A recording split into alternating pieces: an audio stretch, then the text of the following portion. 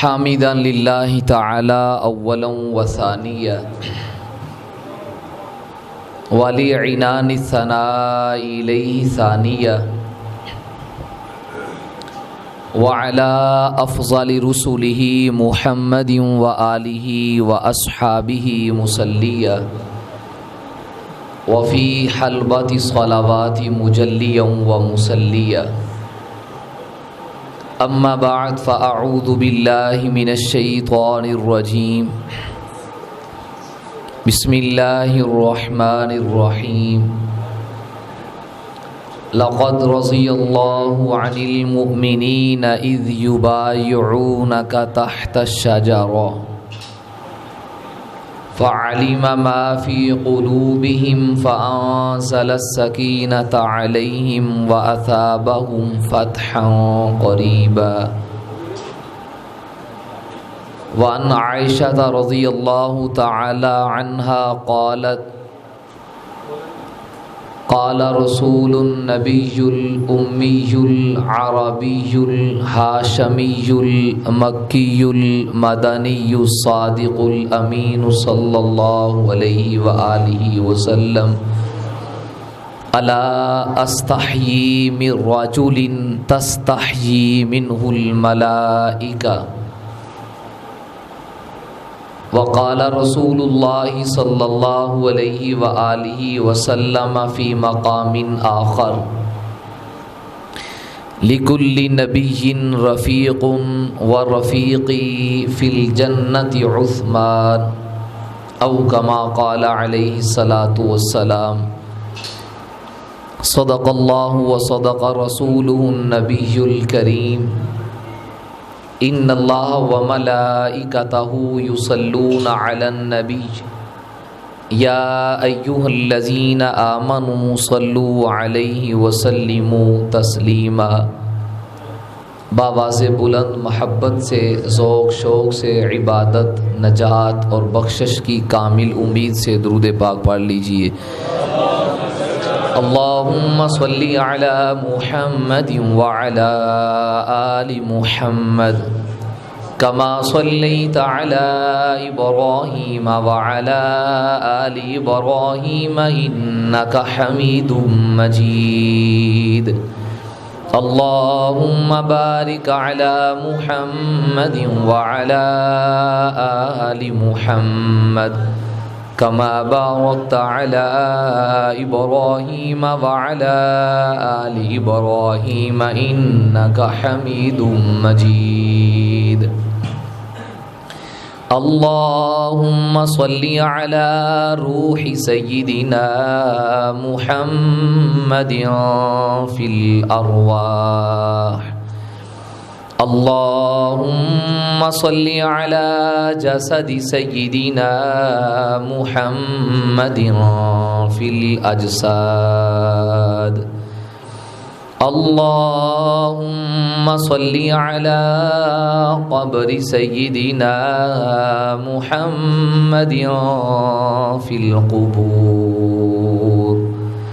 اللہم صلی علی روضۃ سیدنا محمد فی الریاض۔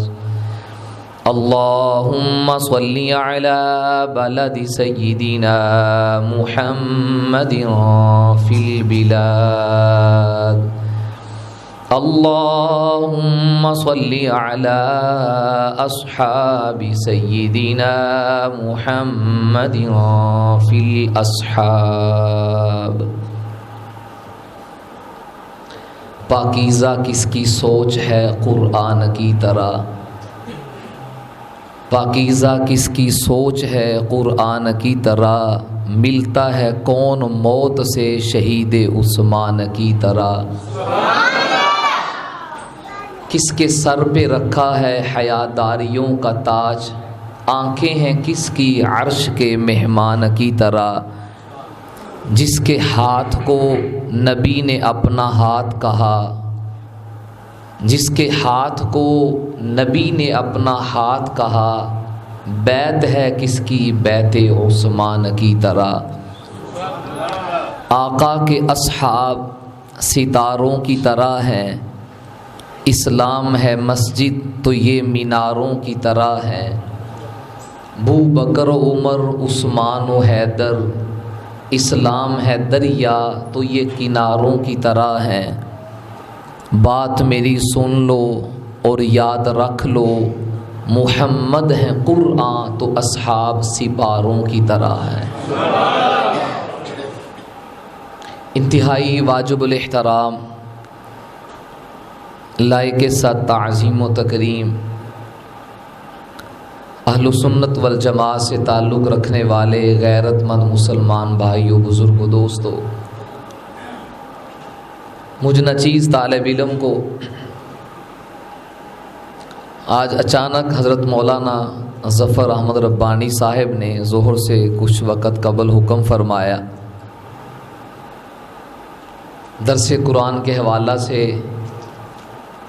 آپ حضرات کے اس جامعہ مسجد میں حاضری ہوئی ہے۔ پروردگار عالم قرآن و سنت کے مطابق جو بات ہو، عنوان کے مطابق مجھ نچیز کو شرح صدر سے لب کشائی کی توفیق نصیب فرمائے۔ کوشش کروں گا عام روایتی گفتگو سے ہٹ کر جناب سیدنا عثمان ذی النورین رضی اللہ تعالیٰ عنہ کی سیرت کے حوالہ سے کچھ تحقیقی باتیں عرض کی جائیں۔ عام طور پہ جن باتوں سے ہماری مجالس خالی ہوتی ہیں، سادے انداز میں آپ حضرات سے گزار کروں گا کہ انتہائی توجہ سے بات کو سنیں اور وقتی واہ واہ کی بجائے ان باتوں کو یاد رکھیں، محفوظ رکھیں اور آگے اس کی اشاعت کیجیے۔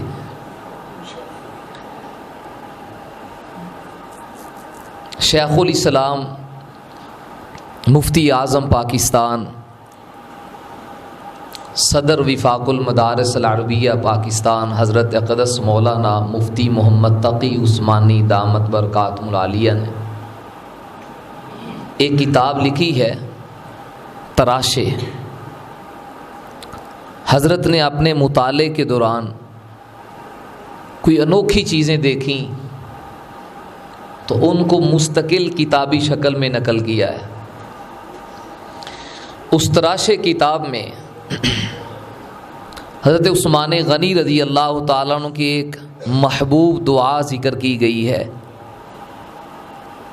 آپ نے اللہ سے دعا مانگی، اللہم احیینی سعیدا و امیتنی شہیدا۔ ہم بھی یاد کر لیں، بڑی جامع دعا ہے۔ اس کا مفہوم یہ بنتا ہے، اے اللہ احیینی سعیدا، مجھے حیات، مجھے زندگی دینا تو سعادت والی دینا، و امیتنی شہیدا، اور جب میرے سانس اکھڑیں، موت آئے تو موت شہادت کی عطا کرنا۔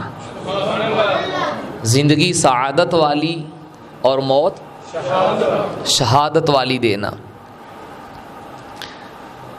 انہی دونوں باتوں کو سامنے رکھتے ہوئے اپنی گفتگو کا آغاز کرتا ہوں کہ اللہ تعالیٰ نے آپ کے حصہ میں زندگی میں ایسی سعادتیں دیں شاید ہی دنیا میں کسی انسان کے حصہ میں آئی ہوں، بلکہ بعض سعادتیں ایسی ہیں کہ اس پوری روئے زمین میں ان میں حضرت عثمان کا ثانی اور کوئی نہیں، شریک کوئی نہیں۔ جناب سیدنا عثمان غنی رضی اللہ تعالیٰ عنہ کی سعادتوں میں سب سے بڑی اور پہلی سعادت یہ ہے، دنیا میں ہر انسان خواہش رکھتا ہے، یا اللہ میرا حسب، میرا نسب، میری جد اونچی رکھنا۔ سیدزادوں سے پیار کیا جاتا ہے کہ ان کا سلسلہ نسب، ان کا خاندانی تعلق رسول اللہ صلی اللہ علیہ وآلہ وسلم سے ملتا ہے۔ اچھا حسب مل جائے، اچھا سلسلہ مل جائے، اچھا خاندان اور اچھے آباء و اجداد مل جائیں، دنیا کے لوگ اس کو اپنی سعادت سمجھتے ہیں، اس پہ فخر کرتے ہیں۔ آئیے اس نسبت سے حضرت عثمان غنی رضی اللہ تعالیٰ کو دیکھتے ہیں تو یہ سعادت اللہ نے آپ کے حصے میں رکھی۔ آپ وہ خوش نصیب انسان ہیں، آپ کے والد کی طرف دیکھیں تب بھی آپ کا نسب رسول اللہ سے ملتا ہے، والدہ سے دیکھیں تب بھی آپ کا نسب رسول اللہ سے ملتا ہے۔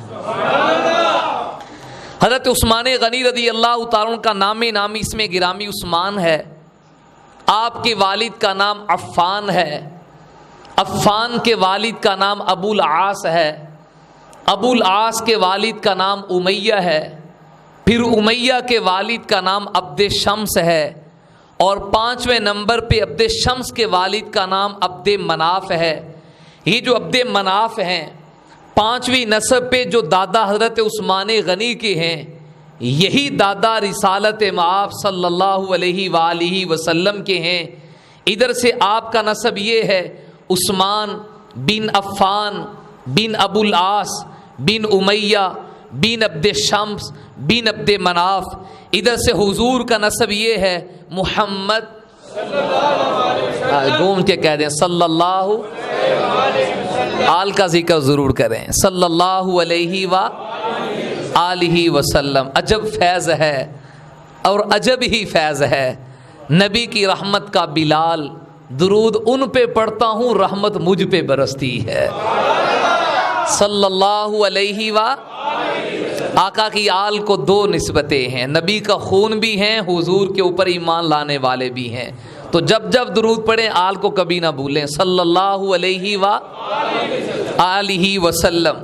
محمد بن عبداللہ بن عبد المطلب بن ہاشم بن عبد مناف، یہ 5ویں نمبر کے دادا جو سرکار دو عالم کے بنتے ہیں، یہی 5ویں نمبر پہ دادا حضرت عثمان غنی کے بنتے ہیں۔ عثمان آپ کی سعادت پہ قربان جاؤں، اللہ نے جد وہ دی جو جد اپنے محبوب کے لیے اللہ نے دنیا میں پسند کی، نسب آپ کو وہ ملا جو نسب اللہ نے اپنے حبیب کے لیے پسند کیا۔ دنیا کے سارے نسب آمینہ کے لال کے نسب پہ قربان ہیں، یہ سعادت حضرت عثمان کو ملی۔ آئیے والدہ کی طرف دیکھتے ہیں، اللہ تعالیٰ نے جناب خواجہ عبد المطلب کو 10 بیٹے عطا کیے، آخری بیٹے کا نام حضرت عبداللہ ہے، یہ سرکار دو عالم صلی اللہ علیہ وآلہ وسلم کے والد محترم ہیں۔ جب عبداللہ دنیا میں پیدا ہوئے تو توأم پیدا ہوئے، جڑواں پیدا ہوئے، آپ کے ساتھ آپ کی ایک ہمشیرہ پیدا ہوئی جن کا نام سیدہ ام حکیم البیضاء ہے، یہ سرکار دو عالم صلی اللہ علیہ وآلہ وسلم کی پھپھو جان لگی، اس لیے کہ آپ کے والد جناب عبداللہ کے ساتھ پیدا ہوئی۔ یہ جب بڑی ہوتی ہیں سیدہ ام حکیم البیضاء، ان کا نکاح ہوتا ہے، نکاح کے بعد جب اولاد ہوتی ہے پہلی بیٹی نام رکھا جاتا ہے اروا۔ یہ اروا وہ ہیں جو حضرت عثمان غنی کی والدہ محترمہ ہیں، اروا الف کے ساتھ ہے، عموماً ہمارے پڑھنے لکھنے میں غلطی آتی ہے، عروہ پڑھا جاتا ہے الف کے فتح کے ساتھ، اروا، الف را واو اور یا کے اوپر آپ کے کھڑی زبر آ جائے گی، اروا۔ یہ اروا کون ہیں؟ جو رسول اللہ صلی اللہ علیہ وآلہ وسلم کی پھپھو جان کی بیٹی ہیں، حضرت عثمان غنی رضی اللہ تعالیٰ عنہ کی والدہ محترمہ ہیں۔ یہ حضرت عثمان کا نسب حضور سے والدہ کی طرف سے یہ ملتا ہے، جو رسول اللہ کی پھپھو جان ہیں یہ حضرت عثمان غنی کی نانی جان ہیں۔ وہ مشیت نے آپ کے لیے ازل سے کیسا فیصلہ کیا، اگر لوگ اونچے حسب پہ ناز کرتے ہیں، فخر کرتے ہیں، آباء و اجداد اچھے مل جائیں، خاندان اچھا مل جائے، عثمان سے بہتر خاندان کن کا ہوگا؟ والدہ کو دیکھیں تب بھی نسب سرکار سے ملتا ہے، والد کو دیکھیں تب بھی نسب سرکار سے ملتا ہے۔ آئیے اوپر کے بعد نیچے چلتے ہیں۔ یہ اعزاز روئے زمین میں حضرت عثمان غنی کے علاوہ اور کوئی شخص نہیں لے سکا، اپنی طرف سے نہیں کہہ رہا۔ الصواعق المحرقہ میں مشہور محدث علامہ ابن حجر اسقلانی رحمہ اللہ تعالی نے اور علامہ جلال الدین سیوطی رحمہ اللہ تعالی نے تاریخ الخلفاء میں لکھا ہے لا یورف احد تزوج بنتی نبی غیرہ، کہ جب سے حضرت آدم سے اللہ نے انسانیت کا آغاز کیا تب سے لے کر سرکار دو عالم صلی اللہ علیہ وآلہ وسلم تک، اور حضور کے بعد چونکہ نبوت اور کوئی نہیں، یعنی قیامت تک یہ اعزاز روئے زمین پہ صرف حضرت عثمان کو ملا۔ لا یورف احد، کوئی شخص نہیں جاننا جا سکتا، تزوج بنتی نبی غیرہ، کہ جس نے عثمان کے علاوہ کسی اور کے نکاح میں یکے بعد دیگرے کسی نبی کی دو بیٹیاں آئی ہوں، کہ ایک بیٹی کے جانے کے بعد اس پیغمبر نے دوسری بیٹی اسی آدمی کے نکاح میں دے دی ہو، پھر یہ عثمان کا اعزاز نہیں تو اور کیا ہے؟ اس سعادت میں آپ انفرادی حیثیت رکھتے ہیں، اس اعزاز میں آپ کا امتیازی وصف ہے کہ روئے زمین میں یہ اعزاز کسی اور کو نہ ملا۔ مجھے قرآن کا انداز بتاتا ہے، حضرت شعیب علیہ السلام نے کہا اے موسیٰ اگر میری بکریاں چراؤ، گھر کی خدمت کرو، تو اپنی ان دو بیٹیوں میں سے ایک کا نکاح کروں گا۔ ایک کے نکاح کا ذکر آتا ہے، دو بیٹیوں کے نکاح کا ذکر قرآن میں مجھے اور کسی کے لیے نہیں مل سکا۔ وہ عثمان میں تیرے اعزاز پہ قربان جاؤں، تیری سعادت پہ قربان جاؤں۔ پھر تیرے نکاح میں جو بیٹی آئی وہ صرف نبی کی بیٹی نہیں، نبیوں کے نبی کی بیٹی آئی۔ امام الانبیاء، سید الانبیاء، اشرف الانبیاء، اطیب الانبیاء، اکمل الانبیاء، اجمل الانبیاء، احسن الانبیاء، اخطب الانبیاء، قائد الانبیاء، سرتاج الانبیاء، محبوب کائنات، رونق کائنات، مرکز کائنات، حسن کائنات، محور کائنات، تجلی کائنات، وجہ کائنات، وجہ تخلیق کائنات، ساقی کوثر، شافی معشر، سید الاولین، سید الاخرین، شمس الضحیٰ، بدر الدجا، محسن انسانیت، فخر الاولا، محبوب رب الاولا، آقا کی دو بیٹیاں آپ کے نکاح میں آئی۔ پھر یہ عثمان کا اعزاز ہے۔ جب سیدہ رقیہ کا انتقال ہو گیا، غزوہ بدر کا موقع ہے، ابھی حضرت حافظ صاحب آپ کے سامنے مولانا نعمان صاحب سنا رہے تھے، اشعار میں اس پس منظر کو بیان کیا کہ سرکار دو عالم صلی اللہ علیہ وآلہ وسلم بدر پہ تشریف لے جانے لگے۔ حضرت عثمان نے خواہش کی، فرمایا میری بیٹی کی بیمار ہے، آپ ان کی تیمارداری کریں، ان کا خیال رکھیں۔ حضرت عثمان حکم نبوت کی وجہ سے نہ جا سکے۔ یہ ایسا ہی ہے جیسا کہ غزوہ تبوک کے موقع پر مرشد علی باہر نکلے ہیں، میرے آقا نے فرمایا علی آپ مدینہ میں رہیں، میری قائم مقامی کریں۔ حضرت علی رسول اللہ کے حکم کی وجہ سے تبوک جیسے غزوہ میں شامل نہ ہوئے۔ یہ بات میں نے اس لیے کی، آج کے کچھ بدبخت تاریخ کا مطالعہ کرنے کے بعد حضرت عثمان پہ انگلی اٹھاتے ہیں۔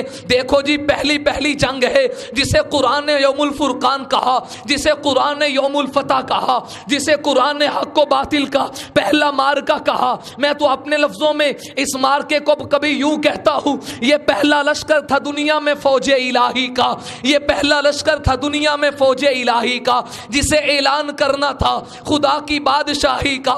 یہ لشکر ساری دنیا سے انوکھا تھا، نرالا تھا، جس لشکر کا سردار کالی کملی والا تھا۔ وہ کہتا ہے جی پہلی جنگ ہے، دیکھو عثمان اس میں جان چرا رہے ہیں، عثمان اس میں نہیں گئی۔ میں نے کہا رے بدبخت، حضرت عثمان پہ انگلی اٹھانے سے قبل یہ واقعہ تو دیکھ لیجئے، عثمان گئے کیوں نہیں ہے؟ حکم مصطفیٰ کی وجہ سے۔ اگر یہ اعتراض حضرت عثمان پہ بنتا ہے تو حضرت علی کے لیے کیا کہو گے؟ حضرت علی بھی تبوک کے موقع پہ نہیں گئے۔ 30,000 کا لشکر ہے، سامنے رومیوں کے 1 لاکھ، پھر 2 لاکھ کا مقابلہ ہے۔ جیسے حضرت علی پہ اعتراض نہیں ہو سکتا اور ہو بھی نہیں سکتا، کیونکہ علی اپنی مرضی سے نہیں گئے، حکم نبوت کی وجہ سے گئے ہیں۔ ایسے آج بدر میں عثمان اپنی مرضی سے نہیں رہے، مصطفیٰ کے حکم کی وجہ سے رہے ہیں۔ اللہ نے بدر میں فتح عطا فرمائی، رسول اللہ نے خوشخبری کے لیے صحابی رسول کو مدینہ طیبہ میں بھیجا۔ وہ اس وقت تشریف لائے جب سیدہ رقیہ کا انتقال ہو چکا تھا، قبر میں مٹی ڈال رہی ہے، سرکار دو عالم صلی اللہ علیہ وآلہ وسلم تشریف لاتے ہیں، ان کے لیے دعائے خیر کی، عثمان کے لیے تسلی کے الفاظ بولے۔ حضرت عثمان کے چہرے پہ رنجیدگی ہے، افسردگی ہے۔ کہا عثمان پریشان کیوں ہو؟ اللہ کے رسول آپ ہی کا تو فرمان ہے کہ کہ قیامت میں ہر حسب ختم ہو جائے گا، ہر نسب ختم ہو جائے گا، الا حسبی و نسبی، ہاں جس کا حسب مجھ محمد کے ساتھ ہوگا، جس کا نسب میرے ساتھ ہوگا، قیامت کو میرا نسب اس کا کام اس کے کام آ جائے گا۔ میں تو اس پہ سعادت سمجھتا تھا، خوش نصیب تھا کہ میرے گھرانے میں نبوت کا نور آیا ہے، میرے نکاح میں نبی کی بیٹی آئی ہے، اللہ کے حبیب۔ اب وہ نسب دنیا سے ختم ہو چکا ہے، میرے نکاح میں اور کوئی نہیں جو نبوت کی بیٹی ہو۔ اس موقع پہ اسد الغابہ اٹھائیے، میرے آقا کی زبان سے الفاظ نکلے، آپ نے وہ عثمان پریشان نہ ہو، یا عثمان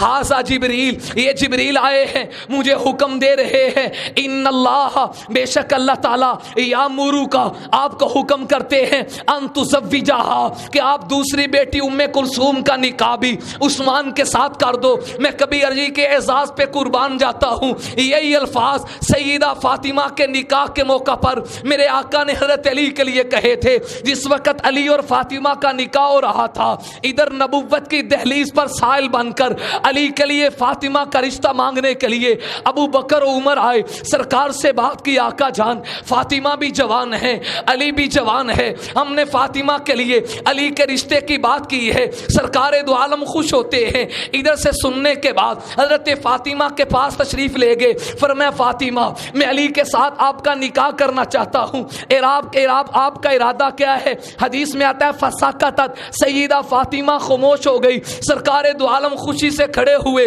اور کھڑے ہو کر ایک تاریخی جملہ ارشاد فرمایا، کاش میرے سنی بھائی کو اپنے عقائد و نظریات پہ گرفت ہو، اپنے عقائد کا مطالعہ ہو تو سارے اشکالات چھٹ سے دور ہو جائیں، سارے اشکالات جڑ سے اکھڑ جائیں۔ میرے نبی نے اس موقع پہ فرمایا، سنو سکوتھا رضاؤھا، میری فاطمہ جس معاملے میں خاموشی اختیار کر لے، معاملہ یہ ہوتا ہے، فاطمہ کا خاموش ہو جانا وہ فاطمہ کی رضا کی علامت ہے، وہ فاطمہ کی رضامندی کی علامت ہے۔ بالکل یہی جملہ جو میرے نبی نے یہاں بولا اور اصول کے طور پہ بتا دیا، فاطمہ کا خاموش ہو جانا فاطمہ کی رضامندی کے دلیل ہے۔ آئیے ذرا اس موقع کو یاد کیجئے جب سرکار دو عالم صلی اللہ علیہ وآلہ وسلم کے دنیا سے پردہ فرمانے کے بعد حضرت فاطمہ نے فدق کے مسئلے میں جناب صدیق اکبر سے بات کی تو اللہ کے حبیب صلی اللہ علیہ وآلہ وسلم کے خلیفہ بلا فصل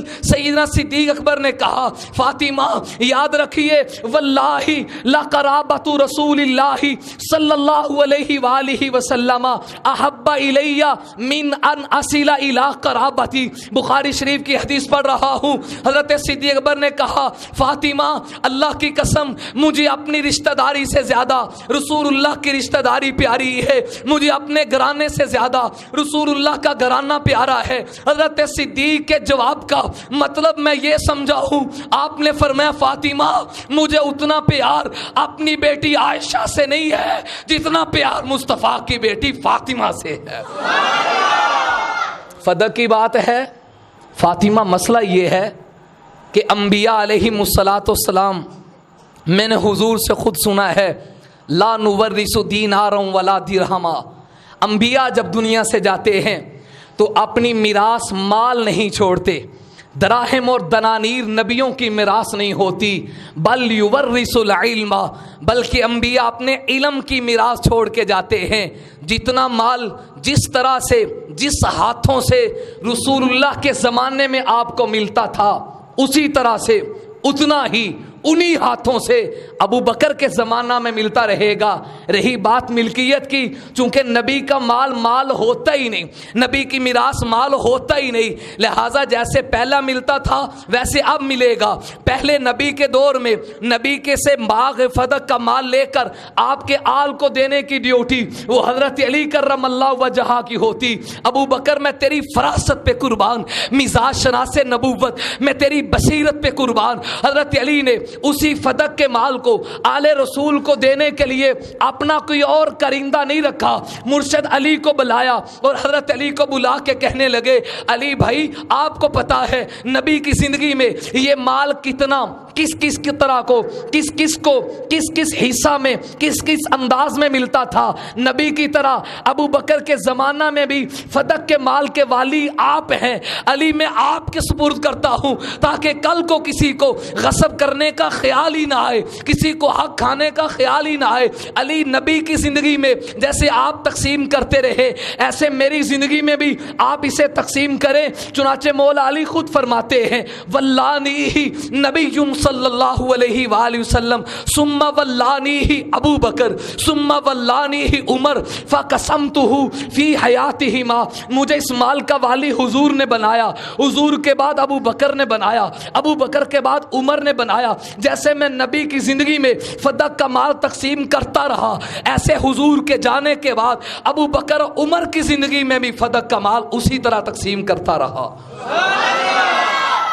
درمیان میں بات آ گئی، یہ میرا اپنا ذوق ہے، عقائد و نظریات کی گفتگو ضرور ہو، ہماری مجالس سے خالی ہیں، آپ سمجھتے نہیں آپ کا دشمن کس قدر آگے جا چکا ہے، اصحاب مصطفیٰ پہ کس قدر گہرا تنگ کر کے تاریخ کے چند گندے چیتھڑوں کو لے کر ان پہ کیچڑ اٹھالا جاتا ہے۔ جب حضرت ابو بکر نے سیدہ فاطمہ کے سامنے یہ مسئلہ بیان کیا فسکتت، سیدہ فاطمہ خاموش ہو گئی، فسکتت، سیدہ بولیں بھائی، سیدہ فسکتت کا معنی اماں خاموش ہو گئیں، خاموش ہو گئیں۔ یار لوگوں نے ساکتت کو یہ سمجھ لیا شاید دھکے دے دیے معاذ اللہ، ساکتت کو یہ سمجھ لیا گھر کو آگ لگا دی، ساکتت کو یہ سمجھا شاید پتہ نہیں کیا کچھ کر دیا۔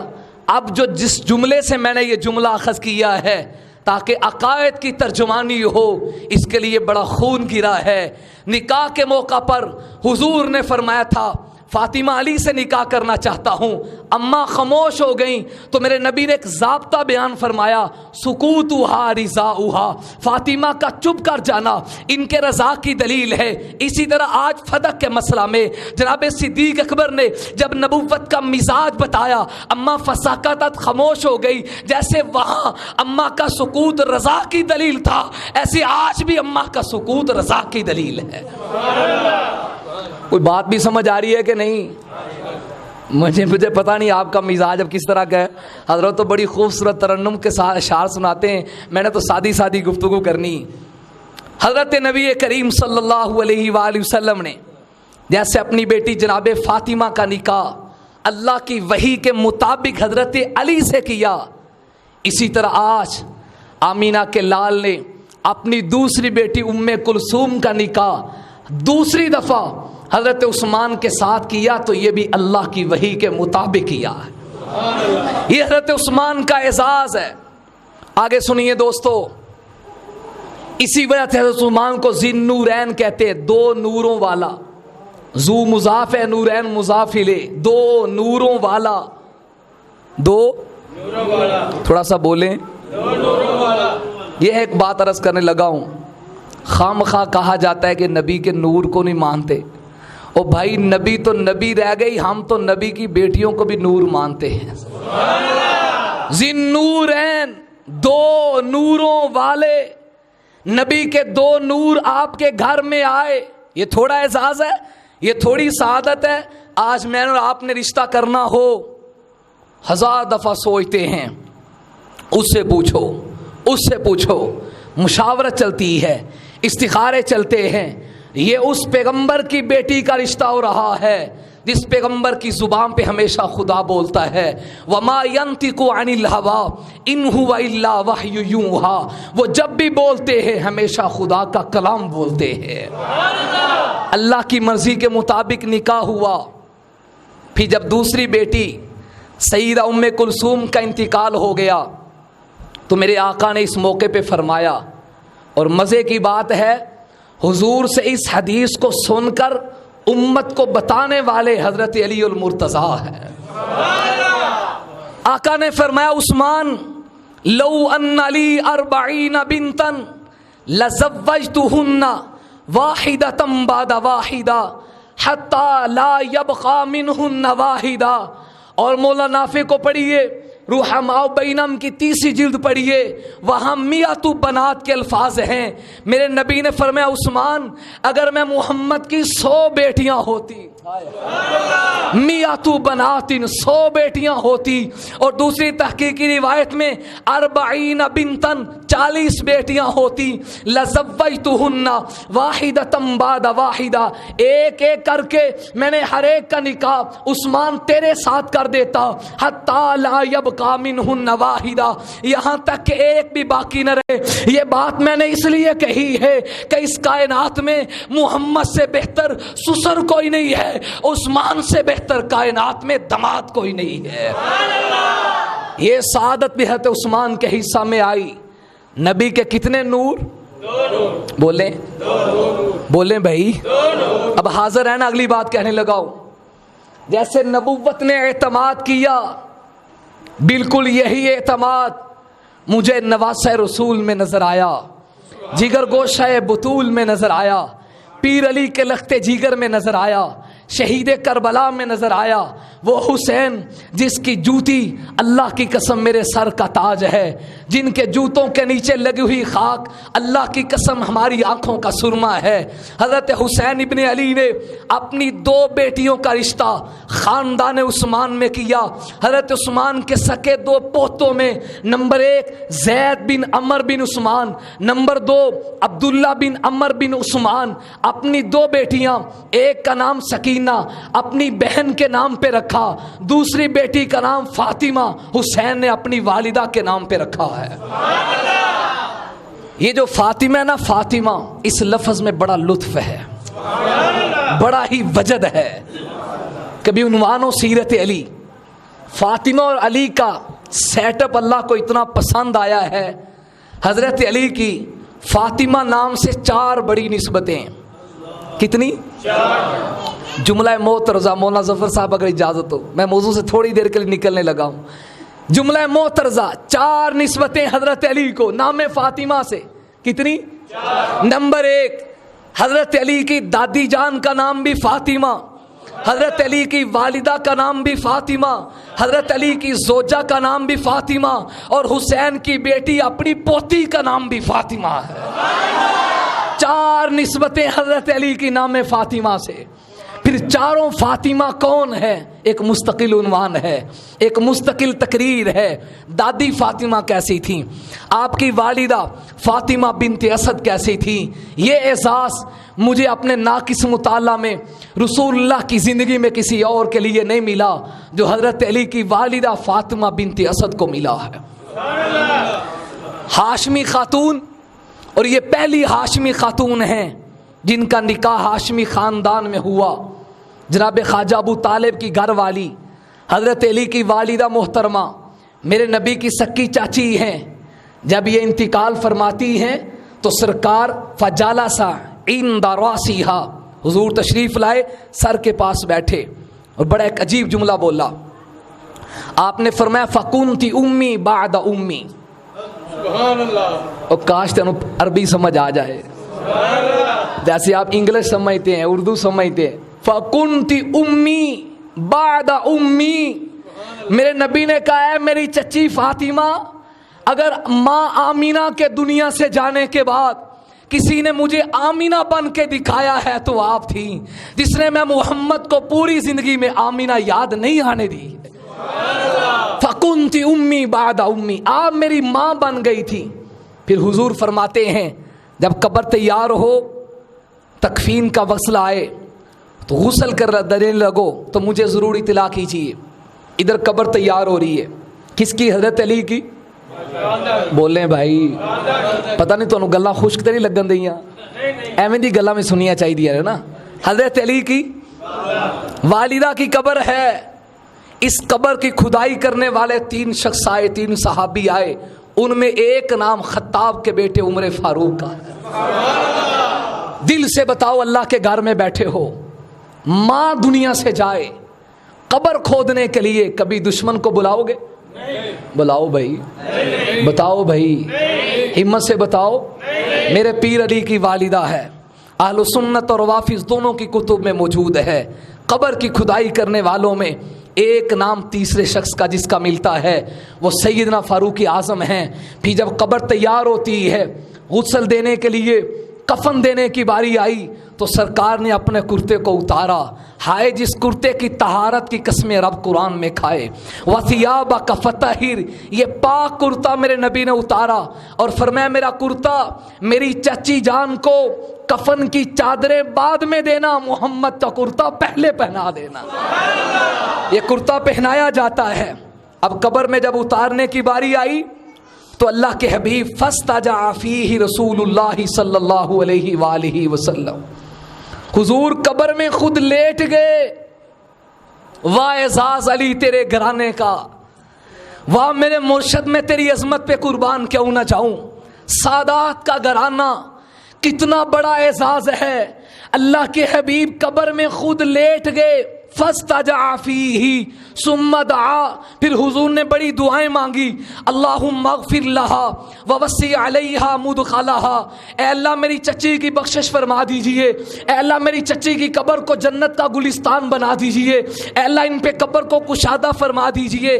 دعائیں مانگنے کے بعد سرکار باہر تشریف لاتے ہیں. چہرہ نبوت گلاب کی طرح کھل رہا ہے، چہرے پہ تبسم جاری ہے. حضور کیا ہوا؟ فرمایا میں نے لیٹے لیٹے اپنی چچی کے لیے دعائیں کی، اللہ نے میری دعا کی برکت سے نکلنے سے پہلے میری چچی کی قبر کو جنت کا گلستان بنا دیا. اب جب قبر میں لٹانے لگے 3 شخص آگے بڑھے.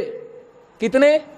اور خدا کے لیے یاد رکھنا، ہوا حدیث کے لفظ ہوا، یہ ضمیر حضور کی طرف لوٹ رہی ہے. ایک حضور تھے و عباس، دوسرے حضرت عباس تھے، عباس و ابو بکر صدیق، اور تیسرا عائشہ کا بابا ابو بکر صدیق تھا.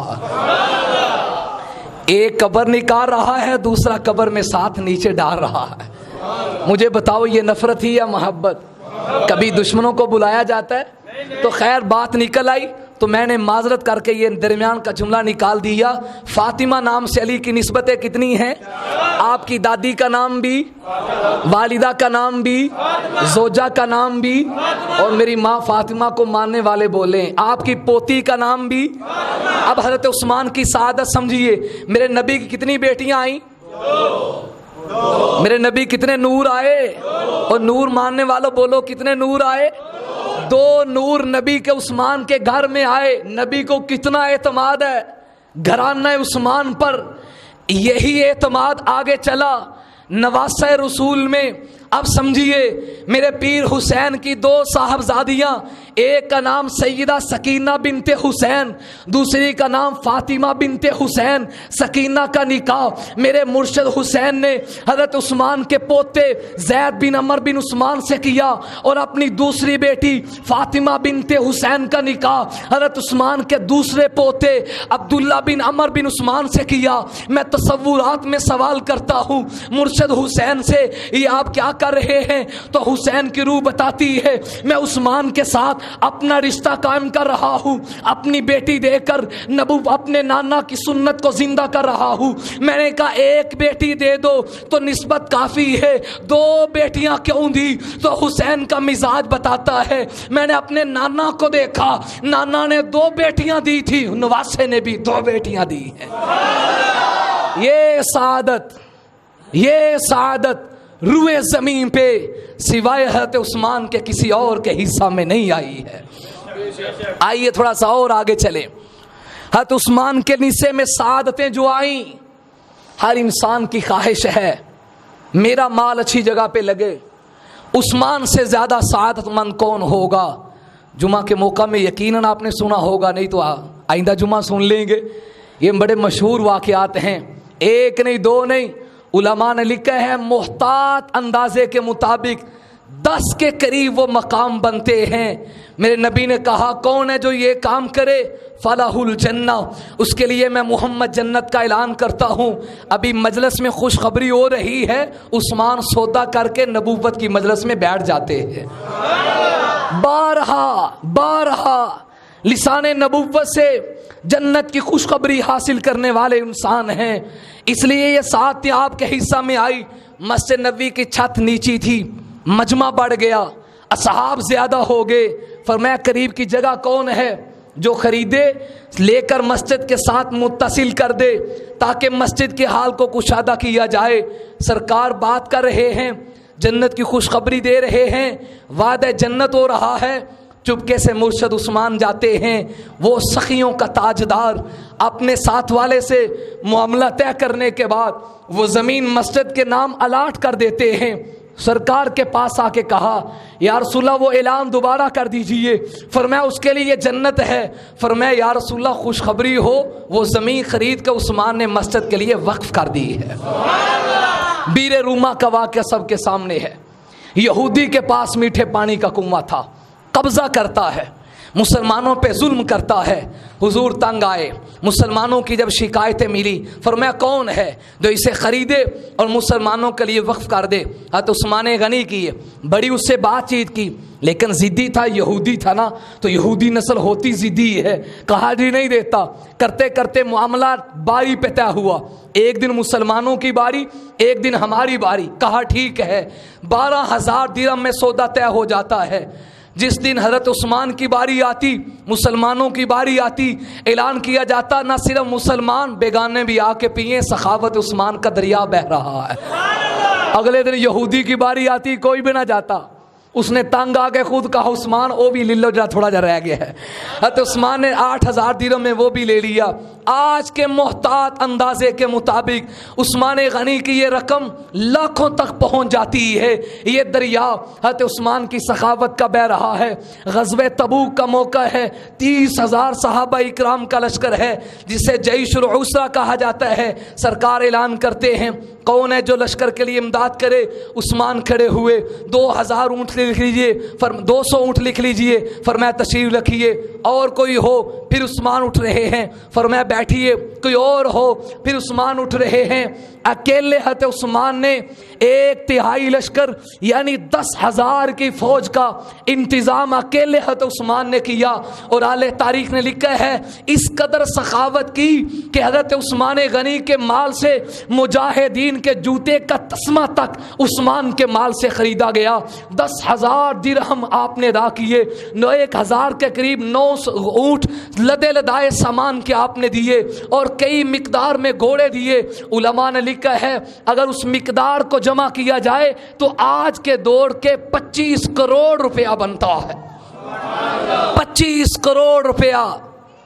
اور اب تو معاشرہ دن بدن مہنگائی بڑھ رہی ہے، ضربے دینے جائیں تو پتہ نہیں ملین تک بات پہنچ جائے۔ یہ عثمان غنی کی سخاوت ہے۔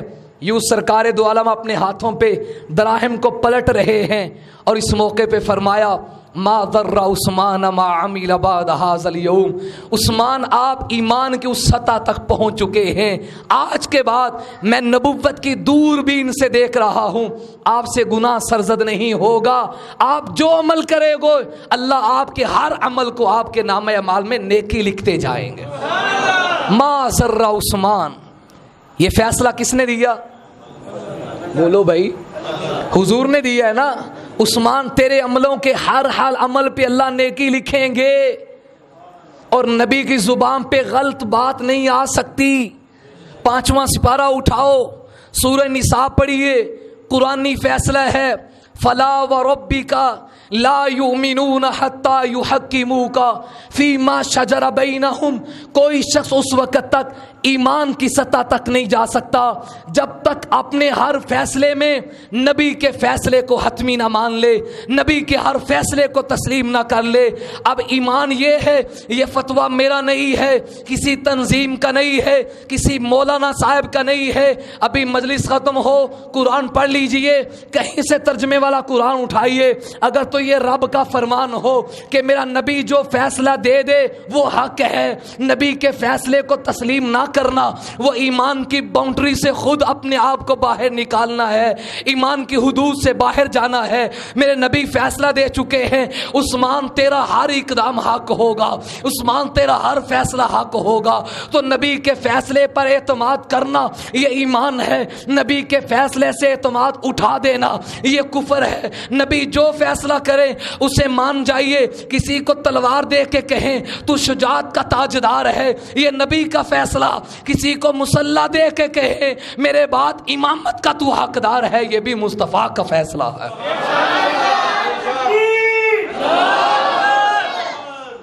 فلا وربک حتی یحکموک فیما شجر بینہم، رب کی قسم تم اس وقت تک مومن نہیں ہو سکتے جب تک اپنے فیصلوں میں میرے نبی کو حق میں اعلیٰ نہ مان لو، حتمی فیصل نہ مان لو، حتمی جج نہ تسلیم کر لو۔ یہ نبی کا فیصلہ ہے کہ عثمان تیرے ہر عمل پہ رب اجر دے گا۔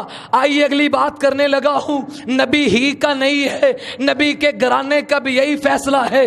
آؤ میں بات کروں مرشد علی کی، ولایت کے سرتاج علی کی، میرے نبی کے علم کے عالم علی کی، میرے نبی کے صبر کے صابر علی کی، نبی کے جہاد کے مجاہد علی کی، نبی کے تقوی کے متقی علی کی، نبی کے جہاد کے مجاہد علی کی، نبی کے اذان کے مؤذن علی کی۔ نبی چاند ہے تو چاندنی کا نام علی ہے، نبی پھول ہے تو خوشبو کا نام علی ہے، نبی سورج ہے تو چمک کا نام علی ہے، میرے نبی اعلان کریں تو اعلان بر کا نام علی ہے۔ حضرت علی کا فیصلہ ہے من تبرع من دین عثمان فقد تبرع من الایمان، جو عثمان کے دین سے بری ہے وہ ایمان سے بری ہے۔ مرشد علی کا فیصلہ کہ جس دل میں علی عثمان ہے اس دل میں ایمان ہے، جس دل میں ایمان ہے اس دل میں علی، اس دل میں ایمان ہے۔ ہو نہیں سکتا عثمان آئے پھر اس دل میں ایمان نہ آئے، اور ہو نہیں سکتا کسی دل میں عثمان نہ آئے پھر ایمان آ جائے۔ ایمان اور عثمان کا اتنا تلازم ہے، جس سینہ میں عثمان ہوگا اسی سینہ میں ایمان ہوگا۔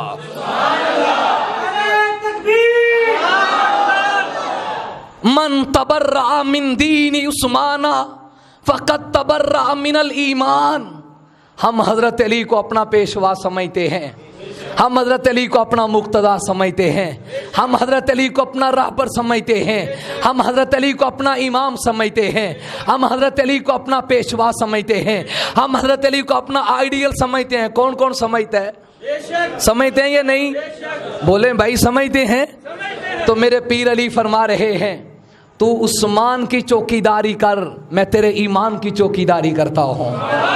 تو عثمان کے دروازے کا پہرا دے، میں تیرے ایمان کے دروازے کا پہرا دیتا ہوں۔ مجھے تو یقین ہے میرے پیر علی کی جو زبان پہ ہے وہی علی کے دل میں ہے، جو علی کے دل میں ہے وہ علی کی زبان پہ ہے۔ آئیے تھوڑا سا آگے چلتا ہوں، صرف علی ہی نہیں، ذرا نیچے اولاد میں دیکھیے، حضرت حسن حضرت علی کے بیٹے ہیں، حضرت حسن جو میرے نبی کے نواسے ہیں، حضرت حسن جن کی زبان پہ میرے نبی نے اپنا لعاب کو رکھا، بلکہ جب یہ نواسے پیاس سے بلبلتے تو میرے نبی ان کے ہونٹوں کو کھولتے، بڑی محبت سے قریب کرتے، ایک ہاتھ حضور سر پہ رکھتے، دوسرا ہاتھ میرے نبی ایڑی پہ جہاں ٹھیڑی پہ رکھتے، تو تھوڑی کے نیچے ہاتھ رکھنے کے بعد حضور حسنین کریمین کو قریب کرتے، ان کے ہونٹوں کو کھولتے، ہونٹوں کو کھولنے کے بعد نبوت اپنی فیض ترجمان زبان ان کے ہونٹوں میں رکھ دیتی، جنہوں نے پیغمبر کے لعاب کو چوسا، نبی کے لعاب کے وارث حضرت حسن فرماتے ہیں میں اللہ کے نبی اپنے نانا جان کی مجلس میں موجود تھا، وجد آفرین لہجہ تھا۔ ایک موقع پہ میرے نانا محمد نے فرمایا لوگوں سنو، ابو بکر میرے لیے کان کی طرح ہے، عمر میرے لیے آنکھ کی طرح ہے، اور عثمان میرے لیے محمد کے دل کی طرح ہے۔ یہ آئیے میں رسمی رواج سے ہٹ کر کچھ تحقیق آپ کے سامنے رس کر رہا ہوں۔ آئیے تھوڑا سا آگے چلتا ہوں۔ یہ کون ہیں؟ انہیں جناب زین العابدین کہا جاتا ہے، اصل نام علی تھا، یہ آپ کو یاد ہونا چاہیے۔ آپ کو زین العابدین کیوں کہا جانے لگا؟ زین العابدین کا معنی جس پہ عبادت بھی ناز کرے۔ آپ کا ایک لقب سجاد تھا، سجاد مفعلہ کا صیغہ ہے، مبالغہ کا صیغہ ہے، فعال کے وزن پر سجاد بنتا ہے۔ کیا مطلب؟ زمانہ سجدے پہ ناز کرتا ہے، جس پہ عبادت اور سجدے کو ناز ہو اسے زین العابدین کہتے ہیں۔ امام زین العابدین تشریف فرما ہے، آپ کی مجلس میں ایک کوفی لا یوفی آیا۔ لا یوفی کا معنی جن میں وفا نہیں ہوتی، جن میں وفا نہیں ہے، صرف خط دکھاتے ہیں بعد میں مکر جاتے ہیں، بلا لیتے ہیں بعد میں نواز رسول کا ساتھ چھوڑ دیتے ہیں۔ اس کوفی لا یوفی نے حضرت ابو بکر کے حق میں، حضرت عمر کے حق میں، مرشد عثمان کے حق میں کچھ نازیبا کلمات کہے، بیہودہ لفظ بولے۔ زین العابدین کو پتہ چلا آپ نے لفظ بولا ہے، کاش آپ یہ لفظ سمجھ جائیں. فرمایا اخرجوا عنہا، خروج، اخروج. وہ اس نے سجدے کا انکار کیا، رب نے کہا فخرج منہا فإنک رجیم. ادھر زین العابدین فرما رہے ہیں اخرج عنہا، اٹھ جا، دفع ہو جا یہاں سے، جا چلا جا. فجعل اللہ بکم، جس کے تم اہل ہو رب تمہارے ساتھ وہی معاملہ کرے. حضرت زین العابدین نے اپنی مجلس میں بھی اسے بیٹھنے کے لیے برداشت نہیں کیا، جس کے دل میں حضرت عثمان کے بارے میں کچھ قلق تھا، جس کے دل میں عثمان کے بارے میں کچھ نازیبا خیالات تھے. یہ خانواد رسول کی محبتیں بتا رہی ہیں، ہم انہی دل میں جاتے ہیں جس دل میں ابو بکر عمر عثمان جاتے ہیں. اس لیے آل رسول سے محبت کیجئے، خاندان نبوت سے محبت کیجئے. خاندان نبوت کی محبت کا حق یہ ہے، جن کو امام انہوں نے مانا آپ بھی ان کو اپنا امام تسلیم کر لیجئے. تھوڑا سا آگے چلیں، تھک تو نہیں گئے آپ؟ آئیے، آل رسول کو دیکھ رہا ہوں، خاندان نبوت سے عثمان کی سعادتیں رز کر رہا ہوں. یہ کون ہیں؟ حضرت عبداللہ بن عباس ہیں. بول پڑے رضی اللہ تعالی. کشف الغمہ فی معرفت الائمہ میں لکھا ہے، حضرت عبداللہ بن عباس سے پوچھا گیا آپ حضرت عثمان کے بارے میں کیا رائے دیتے ہیں. حضرت ابن عباس نے 11 قسم کی صفات نقل کی. فرمایا عثمان کے بارے میں پوچھتے ہو، اکرم الحفظتی، افضل البراراتی، حجادم بالاسحاری، کثیر الدموع عند ذکر النار، نحازا عند کل مکرمۃ، سباقا الی کل غایۃ، ابیا وفیاً. حضرت عثمان حییاً، عثمان غنی کے بارے میں فرما رہے ہیں صاحب جیش رسول اللہ صلی اللہ علیہ وآلہ وسلم، خاتن رسول اللہ صلی اللہ علیہ وآلہ وسلم. بڑی ایک لمبی تفصیل بیان کی، اب وقت آگے جا رہا ہے، عنوان بڑا ایک تفصیل سے چھل گیا ہے. آل رسول کا اولاد عثمان پر، حضرت عثمان پر اعتماد، اور عثمان کا ان پر اعتماد کس قدر تھا. یہ اصحاب اور اہل بیت کا اتنا پیار ہے جسے قرآن نے جھوم کے رحماء بینہم کی تصویر نقل کی ہے. آئیے تھوڑا سا آگے بڑھ کر عثمان غنی کی سعادتوں کا ذرا ذکر کرتا جاؤں. یہ دور نبوت ہے، بیت رضوان کا واقعہ آپ میں سے ہر ایک کے سامنے ہے. رسول اللہ صلی اللہ علیہ وآلہ وسلم سن 6 ہجری میں خواب دیکھتے ہیں. میں اور میرے ساتھ اصحاب ہیں، ہم مکہ المکرمہ میں طواف کرنے کے لیے جا رہے ہیں، لیکن خواب میں چونکہ منظر کی تعیین نہیں کی گئی، موقع کی تعیین نہیں کی گئی، سرکار نے اصحاب کے سامنے بیان کیا. اصحاب ساتھ تیار ہو گئے، یہ عمرہ کے ارادے سے سفر شروع کر دیتے ہیں. آگے دشمنوں کو پتہ چلتا ہے حضور آ رہے ہیں، راستہ روک لیا جاتا ہے.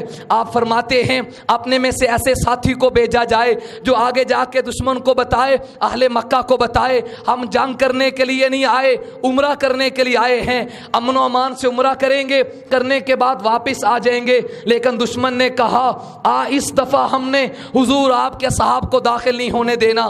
اب مکہ میں بات کرنے کے لیے نبی کی طرف سے نائب بن کر کون جائے، سفیر اسلام بن کر کون جائے، سفیر مصطفیٰ بن کر کون جائے. تو حضرت عمر کا نام پیش آتا ہے. پیر عمر کو بلایا گیا، فرمایا عمر آؤ، نبی کے سفیر بن کے مکے والوں کی طرف جاؤ. یہاں بڑا ایک عجیب محدثین نے منظر نقل کیا ہے. حضرت عمر فرمانے لگے یا رسول اللہ جانے کو تو کوئی حرج نہیں، عمر تو تیار ہے، لیکن تمہیں پتہ نا مینوں مڑ عمر کہیں دے. آپ کو پتہ ہے مجھے کون کہتے ہیں؟ یہ معاملہ ہے صلح صلاحی کا. یہ تو نسبت ہے، وہ کعبے کے در پہ لانے والا مصطفیٰ نہ ہو، عثمان اس کے بغیر طواف کرے، یہ برداشت نہیں ہو سکتا. اسے عشق مصطفیٰ کی معراج کہتے. کعبہ سامنے ہے، اندازہ کیجئے آج 1450 سال گزرنے کے بعد مجھ اور آپ میں سے کوئی مسلمان ایسا نہیں ہے جو وہاں جانے کے لیے ترستا نہ ہو. کعبہ سامنے ہو، حجر اسود سامنے ہو، صرف اس لیے قریب نہیں گئے کہ مصطفیٰ نہیں ہے. اسے کہتے ہیں صحابہ مصطفیٰ کا پیمانہ عشق، تبھی تو رب نے رضی اللہ کہا ہے. تو کیا ایسے لوگ نبی کے جانے کے بعد دین سے پھر سکتے ہیں؟ کیا ایسے لوگ حضور کے جانے کے بعد نبی کا دامن چھوڑ سکتے ہیں؟ کیا کہتے ہیں بھائی؟ ادھر حضور کو کسی صحابی نے کہہ دیا یا رسول اللہ سانو پتہ نہیں اجازت ملنی کہ نہیں، اسی جانا ہے کہ نہیں۔ عثمان دیتے آ رہے وہ تو طواف کر رہے ہوں گے۔ میرے نبی نے اس موقع پہ فرمایا سنو، میں محمد کا اعتماد ہے، اگرچہ کعبے کا دروازہ کھلا ہے لیکن میرا عثمان محمد کے بغیر طواف نہیں کر سکتا۔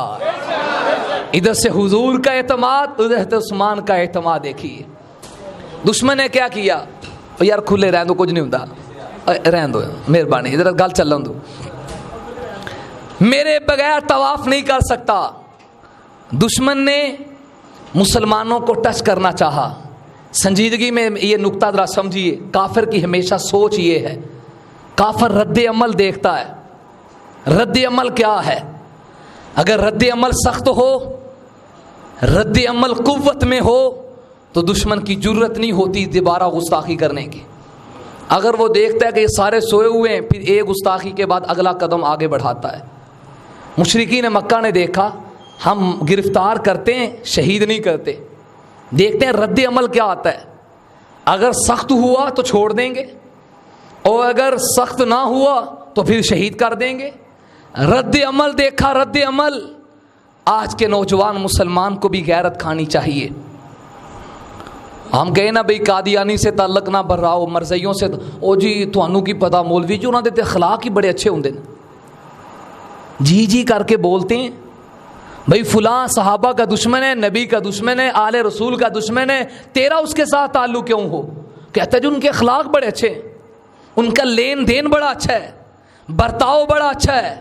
یاد رکھو یہ عنوان نہیں ہے، وگرنہ میں آپ کو عرض کروں یہ بدبخت لوگ اپنی زبان پر زہر سے زیادہ اندر زہریلی زبان رکھتے ہیں، صرف اپنے بوتھے پر، اپنے منہ پر بناوٹی ہنسی بنا کر تیرا اور میرا رابطہ گنبد خضرا سے توڑنا چاہتے ہیں۔ آپ ان کے اخلاق پہ مرتے ہیں۔ قادیانیوں کا، مرزائیوں کا عقیدہ ہے زبان نہیں کھلتی، لیکن اس امید سے کہہ دیتا ہوں کاش میرا مسلمان بھائی غیرت میں آئے۔ مرزائیوں نے اپنی کتابوں میں لکھا ہے، مرزا قادیانی ملعون کے لفظ ہیں کہ اس کائنات میں بدبودار جگہ محمد کا روزہ ہے۔ آپ کہتے ہیں ان کے اخلاق اچھے ہیں؟ مرزا قادیانی لکھے کہ ابو بکر و عمر تو میرے جوتے کے تسمے کے برابر ہیں، آپ کہتے ہیں ان کے اخلاق اچھے ہیں؟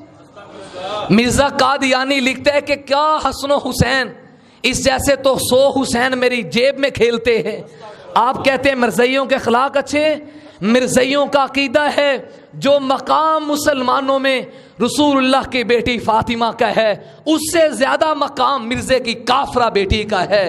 اور مرزائی بدبخت یہ کہیں جو مقام مسلمانوں کے نزدیک سیدہ عائشہ صدیقہ کا ہے، اس سے زیادہ مقام مرزے کی ملعونہ کافرہ بیوی کا ہے۔ اور آج کا سادہ مسلمان کہے میں شیزان نہیں چھوڑ سکتا، مرزائیوں سے بائی کاٹ نہیں کر سکتا، میں ان سے تعلق نہیں توڑ سکتا، جو ان کے اخلاق بڑے اچھے ہیں، لعنت ایسے تعلق پر، تحفہ تیری دوستی پر۔ یاد رکھو دوستو، مرزائی اپنی زہریلی زبان دکھا کے گنبد خضرا سے راستہ توڑنا چاہتے ہیں۔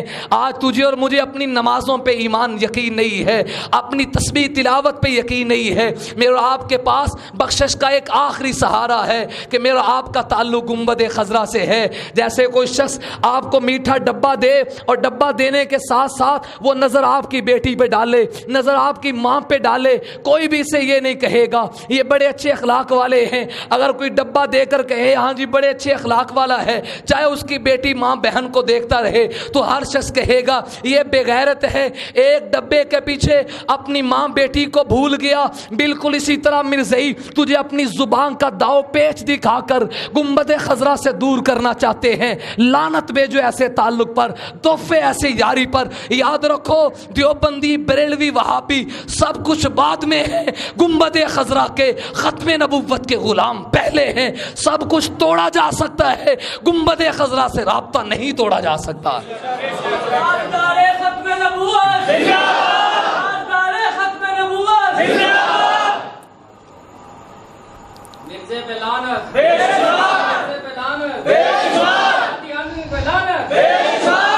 جزاک اللہ، ایک باری پھر مار چھڑ۔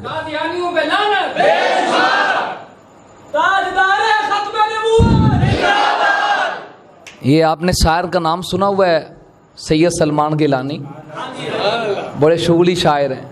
ایک مجلس میں بھی بیٹھا تھا، حضرت بھی بیٹھے تھے، تو گپ شپ ہو گئی.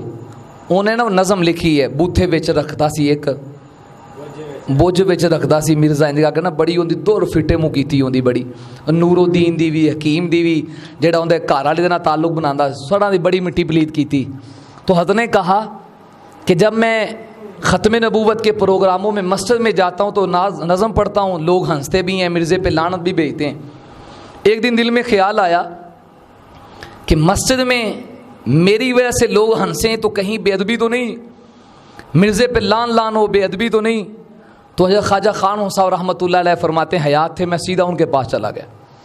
میں نے خواجہ صاحب سے کہا حضرت یہ ماجرا ہے، نظم تو میں نے اس کے خلاف لکھی ہے، کبھی مسجد میں پڑھنی پڑ جاتی ہے، لوگ ہنستے بھی ہیں، لان تان بھی کرتے ہیں. خواجہ صاحب نے کہا تجھے کیا پتہ اس لان تان سے گنبد خضرا میں محمد کی روح خوش ہو جاتی ہے. تاجدار ختم نبوت، مرزائیوں پہ لعنت، مرزائی نوازوں پہ لعنت. عرض کر رہا ہوں رد عمل دشمن دیکھتا ہے کیا ہے. حضرت عثمان غنی کا رد عمل دیکھا، اس لیے دل سے تہیہ کر لو رسول اللہ کی بے ادبی ہو، آپ کے صحاب کی بے ادبی ہو، آپ کی آل کی گستاخی ہو، حد الوسع قانون کو ہاتھ میں نہیں لینا، قانون کے دائرہ میں رہتے ہوئے اس موقع پہ اپنے ایمانی غیرت کا اظہار کریں گے ہاں ایمانی غیرت کا اظہار کریں. رد عمل سخت ہوگا تو گستاخیاں رک جائیں گے. ادھر سے حضور کو پتہ چلتا ہے آپ نے وہ کیکر کا درخت کتنا خوش نصیب تھا جس کے نیچے نبی بیٹھے. مولانا ظفر صاحب آندے انہوں نے ایک جملہ سبحان اللہ ایڈوانس آکھو. چلو ایک نکتہ میں بھی کہہ چھڑنا، وہ درخت کتنا خوش نصیب جس کے نیچے نبی بیٹھے، وہ کندھا کتنا خوش نصیب جس کے اوپر نبی بیٹھے ہیں.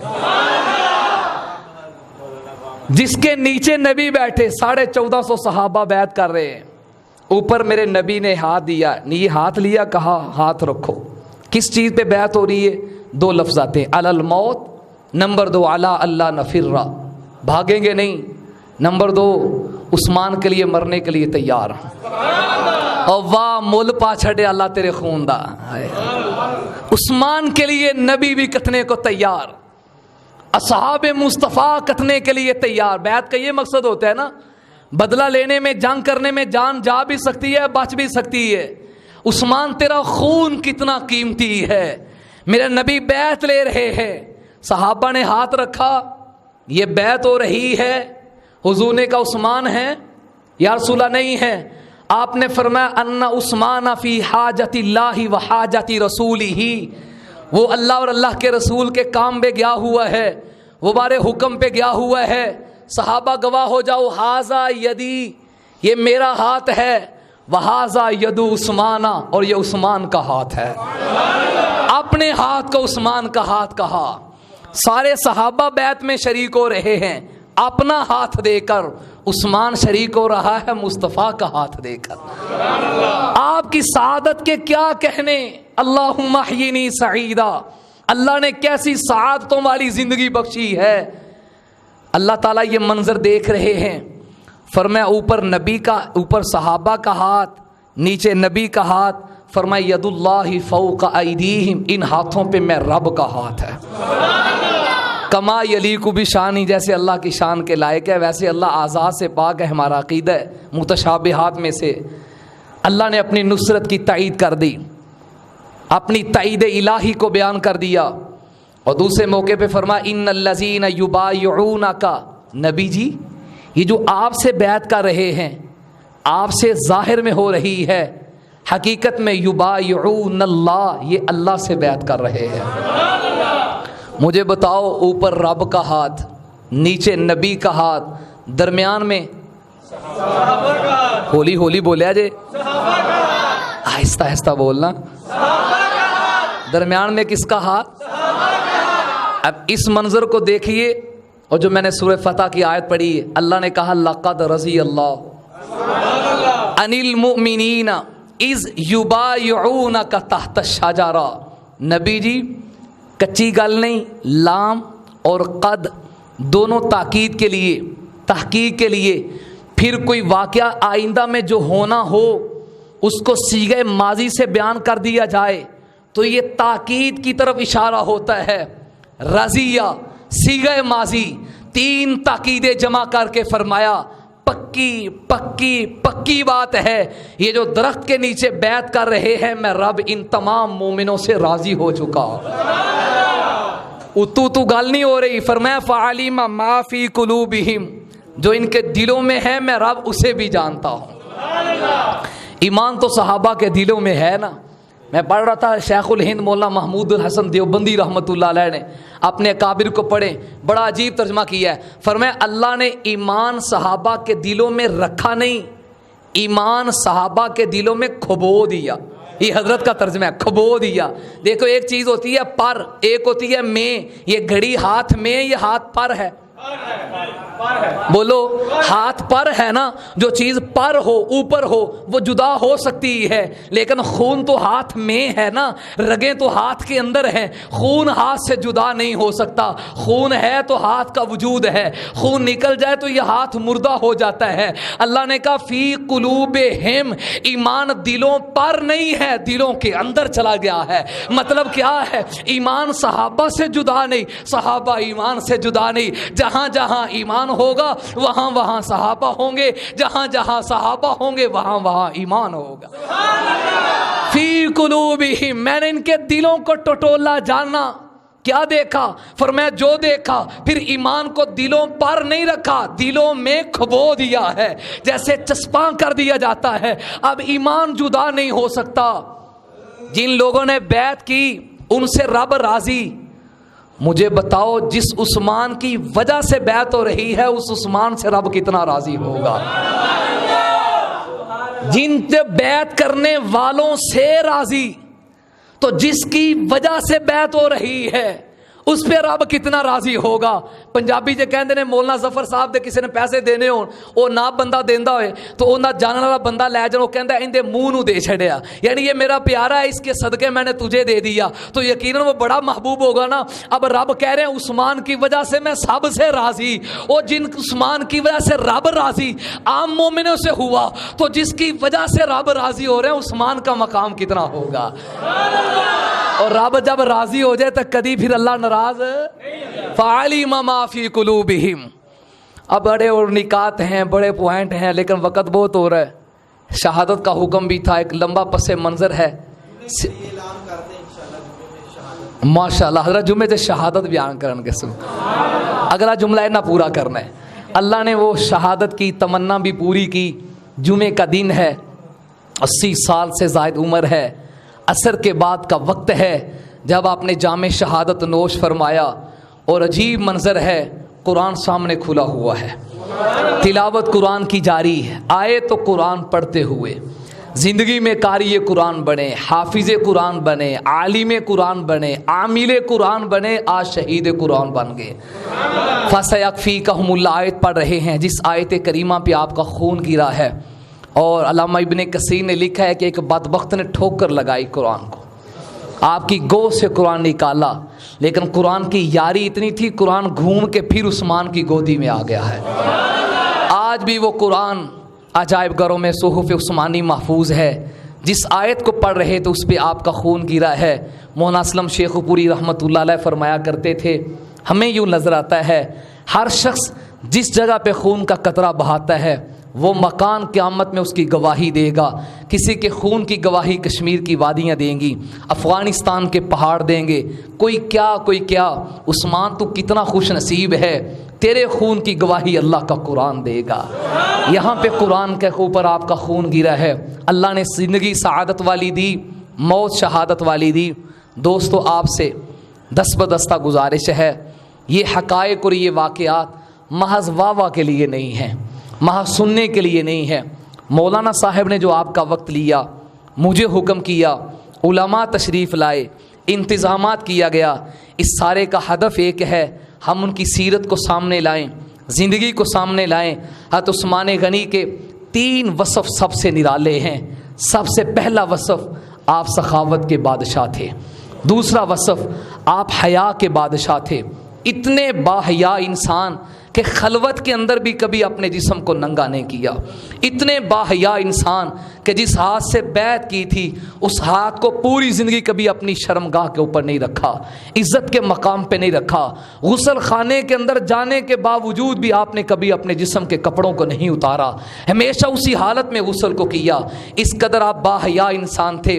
آج کے میرے نوجوان بھائی کی آنکھوں میں کاش حیا آ جائیں تو وہ بوڑھے باپ جو زندہ ہوتے اپنی قبروں میں چلے جاتے ہیں, اپنی بیٹیوں کے غم میں کاش وہ نہ جائیں. آج کا نوجوان بھائی موبائل کے لے کر کوئی نہیں دیکھنے والا, بظاہر یہ خلوت میں بیٹھا ہے, نہ جانے دنیا کا کیا کیا گند دیکھ رہا ہے. ایک آپ انگلی کا ٹچ کریں گے دنیا کی بے حیائی گندگی آپ کے سامنے آ جائے گی. اس موقع پہ صرف اگر حیا ہے, اللہ کی ذات کا خوف ہے, پھر تو نظر آ رہا ہے. ہزاروں ایسے واقعات اس آپ کے مشاہدے میں آئے ہوں گے. پچھلے دنوں ایک بابا جی کا میں نے حال خود سنا. ساری زندگی اس نے نوکری کی, ایک بیٹی ہے, اس کو کالی یونیورسٹی کی تعلیم دے رہا ہے تاکہ میری بیٹی کل کو ڈاکٹر بن کر آئے گی. اس موبائل کے گندے گند کی وجہ سے, غلط استعمال کی وجہ سے حیا کی چادر پاردار ہوئی. اس لڑکی کے ناجائز کسی لڑکے کے ساتھ تعلق بنے, وہ باہر کے باہر تعلق لگا رہی ہے. اس نے اپنے گھر کی زمین بیچی اپنی بیٹی کی فیسیں ادا کرنے کے لیے, فلاں چیز بیچی تاکہ کل کو میری بیٹی آفیسر بن کے ڈاکٹر بن کے آئے, ہمارے غریب جھونپڑے میں کچھ خوشحالی آئے, ہمارے حالات کچھ بدلیں, کل کو میرا دستے بازو بنے.